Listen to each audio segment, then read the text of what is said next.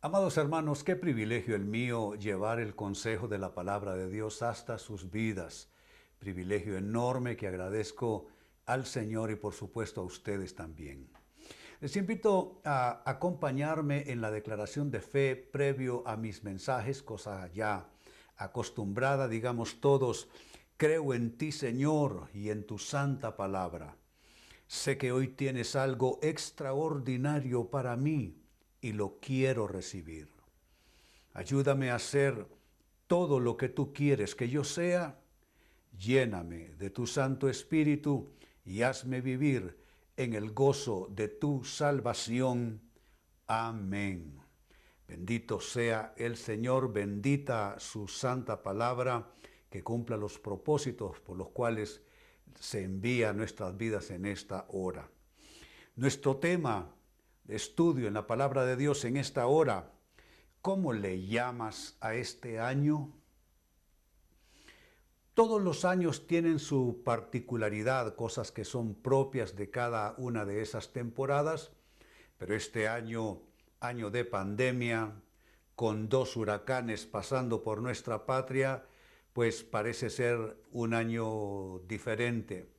Yo no sé, hermano, hermana, cómo tú lo llamas. Yo simplemente he dicho que este es un año especial.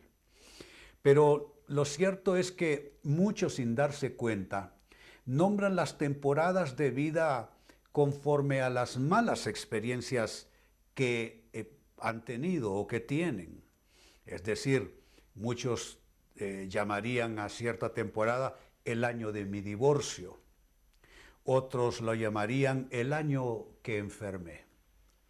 Por su parte, otros dirían, este fue el año que perdí el trabajo. U otros quizá diciendo, el año que cerró la empresa. Por eso nuestro tema, que es una pregunta: ¿cómo le llamas tú a este año?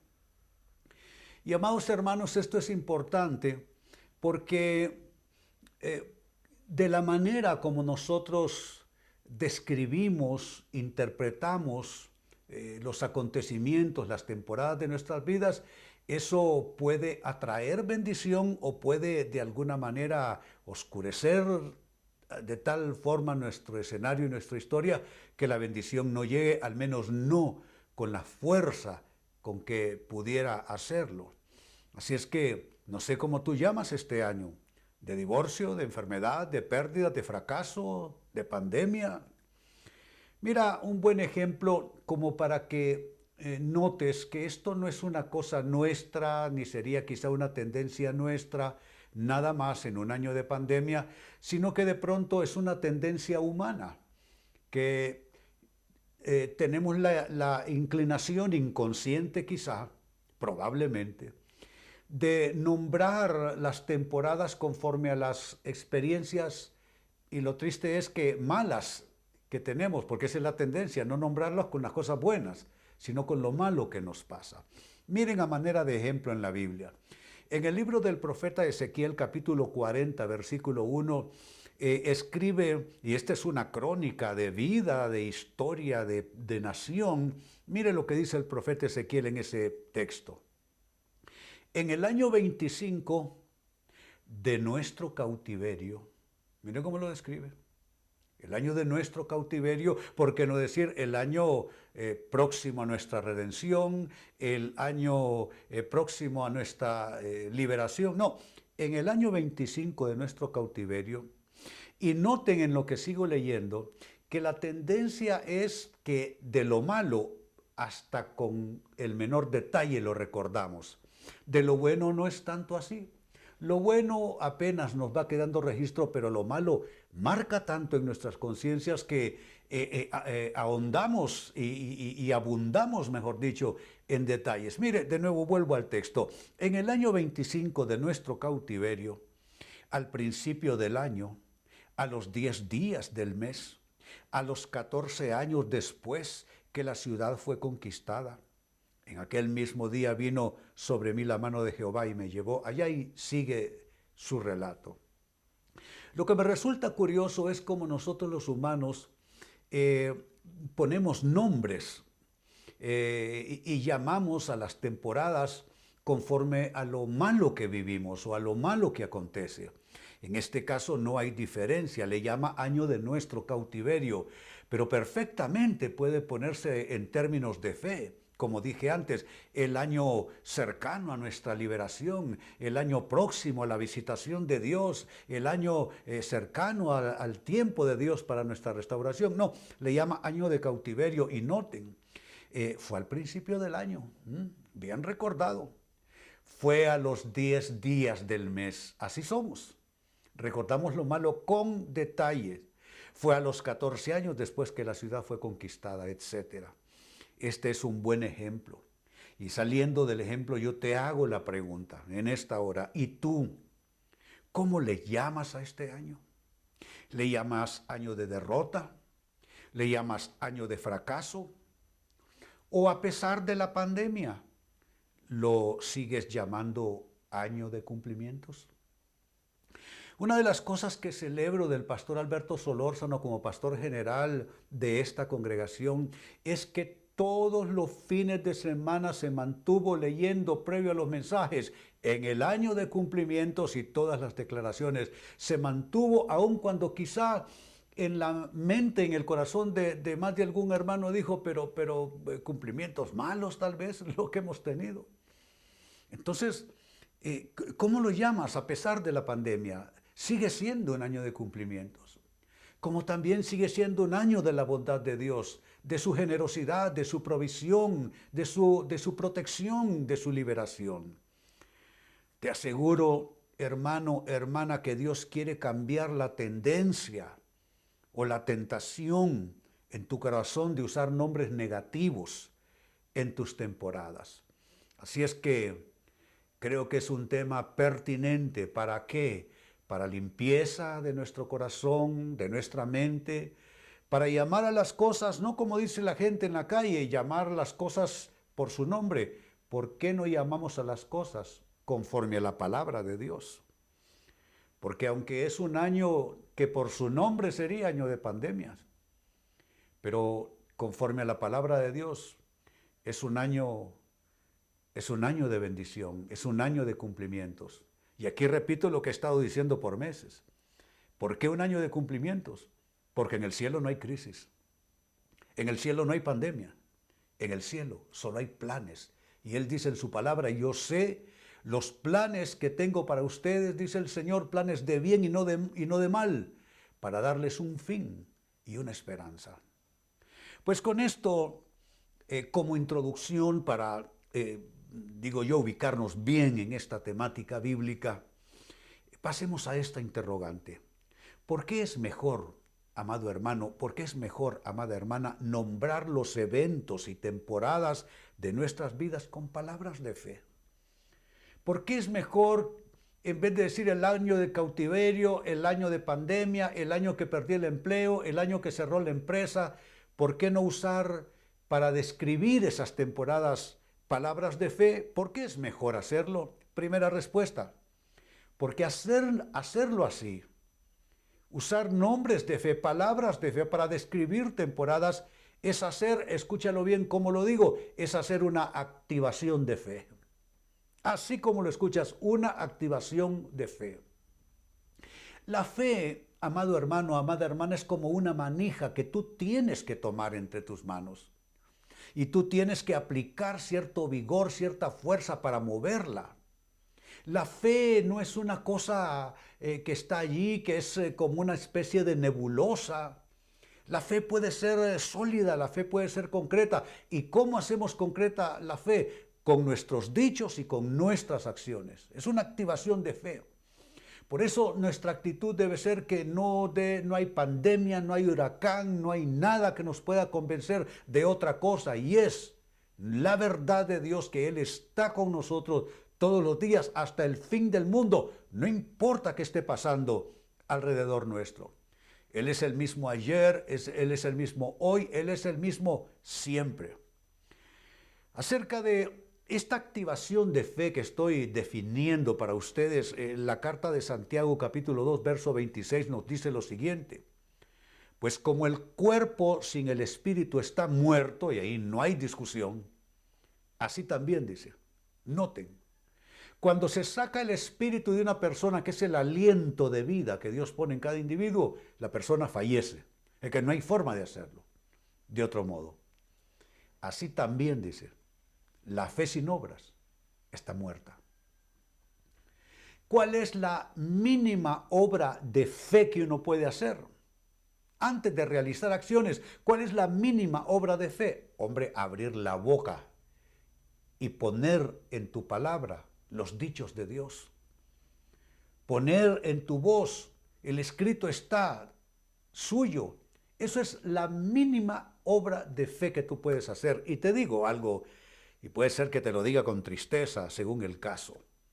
Si tú eres de los que hablas negativamente y describes negativamente tus temporadas, ¿cómo puedes tú pretender tener fe suficiente como para que Dios haga un gran milagro en tu vida? Milagro de provisión, de sanidad, un cambio total en tu vida. Miren, lo voy a ilustrar de esta manera. Hace unos días me encontré en una de las redes sociales a una persona que identifiqué, reconocí como parte de nuestra iglesia. Y escribió ella una corta frase, pero negativa. Dice, pues yo ya ni árbol voy a poner, dijo, refiriéndose al árbol de Navidad, porque estamos en temporada. Ya ni árbol voy a poner. Entonces yo le escribí, o también de manera corta, le dije, pero póngalo, porque la vida debe continuar. Con pandemia y sin pandemia, celebramos el nacimiento a esta vida de nuestro Señor y Salvador Jesucristo. Si nos gozamos por cuestiones deportivas, por cuestiones políticas, por cuestiones sociales, por cuestiones de otro orden e índole, ¿por qué no va a poner el árbol de Navidad? ¿Solo porque estamos en medio de una pandemia? No es suficiente razón. La vida debe continuar. ¿Y cómo debe continuar la vida? En el orden de lo que la palabra de Dios nos dicta hacer. Entonces, ¿por qué es mejor nombrar eventos y temporadas con palabras de fe? Dije, número uno, porque hacerlo es hacer una activación de fe. Segunda respuesta, es bueno hacerlo porque al hacerlo cambias tu atmósfera. Atmósfera mental, porque todo comienza aquí en los pensamientos. Atmósfera espiritual, lo cual atrae lo bueno, lo agradable y lo perfecto de Dios para nuestras vidas. La forma, yo diría, más primaria de vincularnos con Dios, de asociarnos con Él, es en nuestros pensamientos. Tú no puedes tener pensamientos negativos y querer estar asociado con Dios. Tú no puedes estar hundido en el cieno de pensamientos de enfermedad, de pobreza, de fracaso, de tragedia, y aún así querer estar vinculándote con Dios. Tú tienes que conectarte con Dios con los pensamientos que la Biblia dice debes tener, que son pensamientos de bien, pensamientos de paz, pensamientos de esperanza, pensamientos de amor. Entonces tú, cuando piensas con el pensamiento de la Biblia, comienzas a cambiar tu primera atmósfera. ¿Cuál es tu primera atmósfera? Tu mente, lo que estás pensando. Luego se extiende por todo el mundo espiritual alrededor de tu persona, de tu escenario de vida, de tus relaciones, de tu historia, y entonces se activa, se atrae lo bueno, agradable y perfecto de Dios. San Pablo lo expresó en estos términos. Escribió en Romanos 12 y versículo 2. No imiten las conductas ni las costumbres de este mundo. Me detengo para vincular este comentario con lo que les cuento. La hermana escribiendo, yo ya ni árbol voy a poner, ni árbol quiero sacar ya. No imites las conductas de la gente. ¿Sabe que para mí es decepcionante ver noticias en la televisión de lo que pasa? Porque solo lo malo se saca. En todos los sentidos, de todos los países, de todos los procesos de la vida humana, solo lo malo es noticia. Entonces, yo digo, yo no me voy a tomar ese veneno. Yo no me voy a intoxicar. ¿Que quiero estar informado? Quiero, pero tampoco quiero que me intoxiquen. Entonces, ¿qué es eso? Las conductas y costumbres de este mundo. ¿Qué está diciendo el texto? Vuelvo a él. No imiten las conductas ni las costumbres de este mundo. Más bien dejen que Dios les transforme. Mire qué poderoso. Que Dios los transforme en personas nuevas. Eso es lo que necesitamos todavía por aquí entre nosotros. Que acabemos de ser transformados. Que acabemos de ser la nueva persona en Cristo Jesús. Que ya no seamos una especie de mutante, de una especie de walking dead, que está vivo porque ahí va caminando raro, pero ahí va. Y está muerto porque está muerto también. No, no. Tenemos que ser la nueva persona. Vuelvo al texto, más bien dejen que Dios los transforme en personas nuevas. ¿Y cómo hace eso? Al cambiarles la manera de pensar. Al cambiarles la manera de pensar. Cuando tú cambias tu manera de pensar, va a cambiar tu manera de describir tu vida. Y cuando tú describas tu vida con palabras de fe, entonces se hace una activación de lo bueno, agradable y perfecto de Dios. ¿Y de dónde sacó eso? Del texto mismo. Vuelvo de nuevo a su lectura. Dice, al cambiarles la manera de pensar, entonces significa en consecuencia de, por causa de. Cuando tú dejas de imitar y hablar como habla la gente del mundo, déjalos que maldigan día y noche.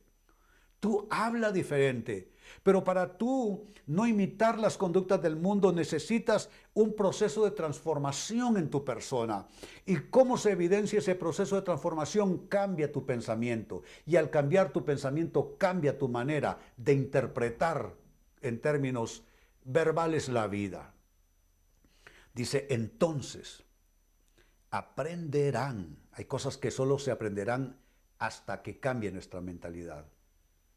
Entonces aprenderán a conocer la voluntad de Dios para ustedes, la cual es, número 1, buena, número 2, agradable, número 3, perfecta. ¿Eso es lo que quieres en tu vida? Seguramente sí. Yo igual. Yo quiero lo bueno de Dios. Yo quiero lo agradable de Dios. Yo quiero lo perfecto de Dios. Pero ¿y qué tal si tengo la válvula cerrada? ¿Y cómo puedo tener la válvula cerrada? Pensamiento oscuro, negativo, pesimista, fatalista, patético. Y eso me lleva a un hablar. Porque nuestras palabras, amados hermanos, describen el estado mental, anímico y espiritual de las personas. De que no hay forma, solo basta hablar un poco con una persona y tú sabes cómo está. Si está bien, si no lo está. Si está desanimada, si está con fe, tú lo sabes por cómo la persona habla. Pero cuando tú abres la válvula en tu mente, abres la válvula en tu boca, entonces se crea esa situación, esa gran unción, esa gran activación de lo bueno, lo agradable y lo perfecto de Dios. Sigo sumando respuestas. ¿Por qué es bueno describir y llamar a las temporadas de la vida con palabras de fe? Pues 3, porque eso es modificar el curso de tendencias y pronósticos. Claro que con las palabras se pueden cambiar tendencias. Claro que con las palabras se pueden cambiar cursos, inclinaciones, pronósticos. Claro que se puede. Las palabras pueden activar vida, pueden activar muerte, pueden activar salud, bienestar, pueden activar enfermedad y opresión. Claro que se puede. Con las palabras se puede hacer eso. Cambiar el curso de tendencias, de pronósticos. San Pablo escribió y nos sirve lo que dice él o escribe en nuestro contexto de mensaje, dice él en Romanos capítulo 4, verso 17. Delante de Dios, tal como está escrito, te he confirmado como padre de muchas naciones. Así que Abraham creyó en el Dios. Pero me detengo en esa frase. Y la destaco para ustedes. Creyó en el Dios. ¿En qué Dios creyó Abraham? ¿En qué Dios crees tú? A veces hablamos como que si estuviéramos hablando del mismo Dios, pero ¿saben qué? Hay unos que hacen a Dios de una forma y otros lo ven a Dios tal y como dice la Biblia que es. ¿En cuál Dios tú estás creyendo? ¿En un Dios que cambia de opinión? ¿En un Dios que va a jugar con nosotros y nos va a mandar una pandemia? ¿De eso estamos hablando? ¿De un Dios que te quita el empleo? ¿De un Dios que te arrebata un ser amado? De eso estamos hablando. ¿Qué clase de Dios es el tuyo? Quiero identificarles que este texto que estoy comenzando a leer y a comentar está en el contexto más amplio de aparentemente Dios pidiéndole a Abraham que le entregue su hijo único, Isaac. Pero mire que estos hombres de la historia sagrada nunca pensaban mal de Dios. Si Dios le pedía a su hijo único, Abraham se lo iba a dar, entregado ahí en el altar. ¿Qué piensas tú de Dios cuando la vida se oscurece un poco? Cuando tienes un diagnóstico médico que te asusta, ¿qué piensas tú de Dios? ¿Te asocias con Él de la misma manera? ¿Te amistas con Él de la misma manera como cuando todo está bien? ¿Qué clase de Dios es el tuyo? Mira lo que estamos leyendo. Creyó en el Dios. ¿En qué Dios creyó? Abraham, sigo leyendo, en el Dios que da vida a los muertos y que llama las cosas que no son como si existieran. Ese es nuestro Dios. Hay pandemia, pero Dios te puede bendecir. Muchos han perdido los trabajos, quizá tú mismo. Dios te puede dar un trabajo mejor, como muchos me testifican los que me escriben todos los días. Es una enorme cantidad de gente que me escribe todos los días, no solo para hacerme peticiones, sino para entregarme testimonios de cómo Dios devuelve empleos, de cómo Dios levanta empresas, de cómo Dios sana los cuerpos enfermos, de cómo Dios abre puertas de oportunidad para becas, para viajes, porque Dios solo quiere el bien de su pueblo. Que esté tratando con la humanidad, esa es otra cosa. Pero hablando de nosotros, ciudadanos del reino de Dios, es un Dios que se describe de esta manera, que da vida a lo que está muerto. ¿Qué se ha muerto en tu escenario de vida? ¿Qué se ha muerto en tu terreno de siembra de tu vida? Él es el Dios y Abraham creyó en el Dios que da vida a los muertos. Yo creo en ese Dios que hace que lo que está muerto reviva por su poder. Abraham creyó en el Dios que da vida a los muertos y que llama las cosas que no son como si existiesen, como si fuesen. Si Dios es así, yo soy igual. Donde otros dicen muerte, yo digo salud. Donde otros dicen opresión, yo digo liberación. Donde otros dicen COVID, yo digo protección. Donde otros dicen pérdida, yo digo ganancia. Donde otros dicen retroceso, yo digo avance. Tenemos que ser como Dios. Y al hablar con palabras de fe sobre lo que está pasando a nuestro alrededor, no es que hemos caído en un estado demencial, irracional. No es que nos hemos vuelto locos con una Biblia en la mano. Es que hemos aprendido que creemos en un Dios que llama a lo que está muerto vivo y llama a las cosas que no son como si fuesen. ¿Y a qué se le aplicó eso? A que Isaac iba a ser sacrificado en un altar. Dios no nos exime de tener que llegar a un altar a sacrificar cosas. Algunos han perdido trabajos porque habían endiosado su trabajo o se habían parapetado en su trabajo. Era su gruta, no era Dios, era su trabajo, su confianza. Por eso quizás lo perdieron. Pero creemos en un Dios que da vida a lo que está muerto. Trabajos, economías arruinadas, cuerpos enfermos. Dios le da vida a lo que se ha muerto. Y llama a lo que no es como si fuera. Comienza a hablar así sobre tus circunstancias. Y número 4, con lo que cierro, ¿por qué es importante, es bueno, es poderoso usar palabras de fe para describir nuestras temporadas de vida? ¿Por qué es bueno? Porque hacerlo es asociarnos con Dios en la transformación de escenarios. Claro que se pueden transformar escenarios con la activación del dicho de Dios en nuestra boca. Claro que se puede hacer. Miren lo que dice el libro de Salmos, capítulo 84, versos 5 y 6. Dichoso el que tiene en ti su fortaleza. Si tú tienes tu fortaleza en Dios, eres dichoso, dichosa. Que solo piensa en recorrer tus sendas. Cuando pasa, yo subrayo cuando pasa, porque nadie escapa de temporadas difíciles. Cuando pasa por el valle de las lágrimas, lo convierte en región de manantiales. También las lluvias tempranas cubren de bendición el valle. ¿Qué es lo que nos está indicando? Bueno, yo en el texto destaqué dos frases. La primera frase, tiene en ti, y la segunda frase, cuando pasa. La frase tiene en ti, aquí va a descubrir dónde estamos nosotros respecto a Dios. Si tú has puesto a Dios como tu fortaleza, si Él es tu fuente de toda provisión, si Él es tu salvación, Él es tu sanador, Él es tu libertador, Él es tu proveedor, Él es tu protector, si tú tienes en Él tu fortaleza y solo piensas en andar en la senda del Señor, en andar en su voluntad, no importa qué pase, entonces adquieres esta unción cuando pases.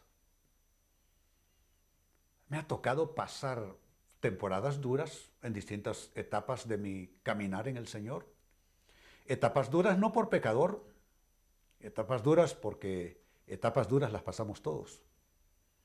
Cuando pases, nadie escapa de este cuando pases.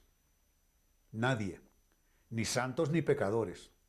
Pero mira el milagro, note la unción en alguien que tiene en Dios su fortaleza. Cuando pasa por el valle de las lágrimas, lo convierte en región de manantiales. ¿Quién lo convierte? Él, esa persona que tiene en Dios su fortaleza. ¿Y cómo comienzas asociado con Dios a transformar escenarios como estamos leyendo? ¿Tienes en Dios tu fortaleza? Entonces piensas de determinada manera y hablas de determinada manera. Y entonces ya no le llamas año de pandemia, le sigues llamando año de cumplimientos. Es así como trabaja esto en el mundo espiritual. Y sabes, te he entregado llaves para que tú puedas activar poder de Dios alrededor de tu persona, de tu vida. Muy bien, vamos a orar.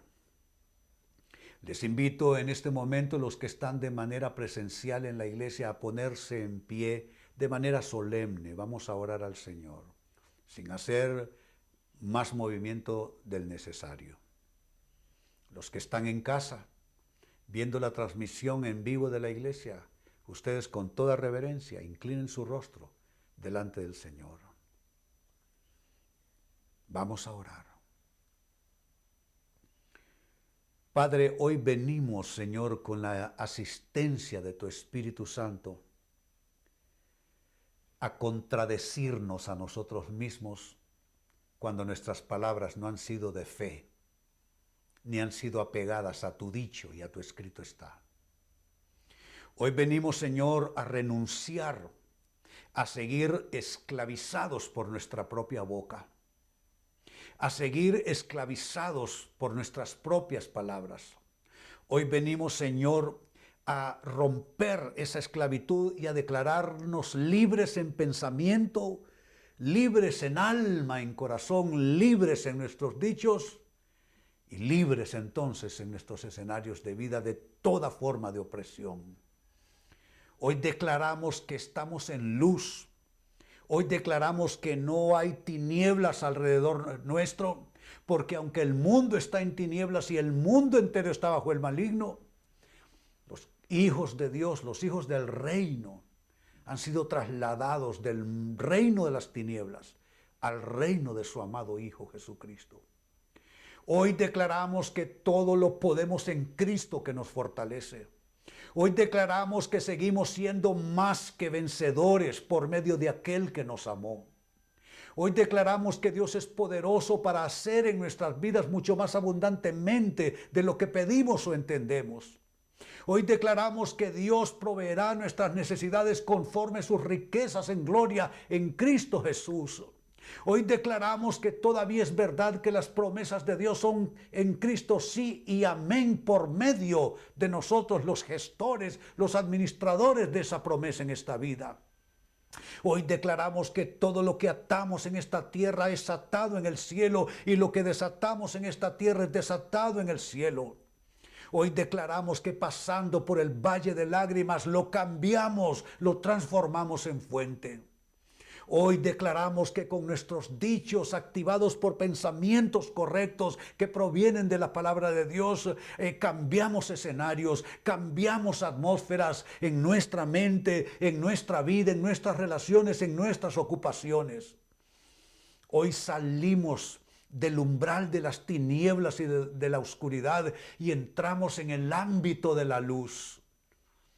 Hoy nos declaramos receptores de promesas de Dios, porque pensamos en promesas, porque hablamos promesas, porque no nos movemos por pronósticos, nos movemos y actuamos por promesas, decidimos por promesas, hablamos por promesas, pensamos por promesas, actuamos por promesas. Hermano y hermana, declaro sobre ti el manto de Dios, la unción de Dios, como para tú comenzar a llamar a las cosas que no son como si fuesen, porque así es tu Dios, que Él levanta de la muerte y trae vida a lo que se ha destruido. Te bendigo, bendigo hasta el último rincón de tu escenario de vida. Bendigo hasta el último rincón de tu vida, tu casa, tu familia, tus relaciones, tu trabajo, tus sueños, tus emprendimientos. Te bendigo, hermano y hermana, pero haz tu parte. Piensa con pensamientos de Dios y habla y describe tus temporadas como temporadas de bendición. No importa lo que el mundo esté diciendo acerca de lo que está pasando, hermano, hermana, así te bendigo en esta hora. En el nombre del Padre y del Hijo y del Espíritu Santo, digamos todos, amén. Que así sea.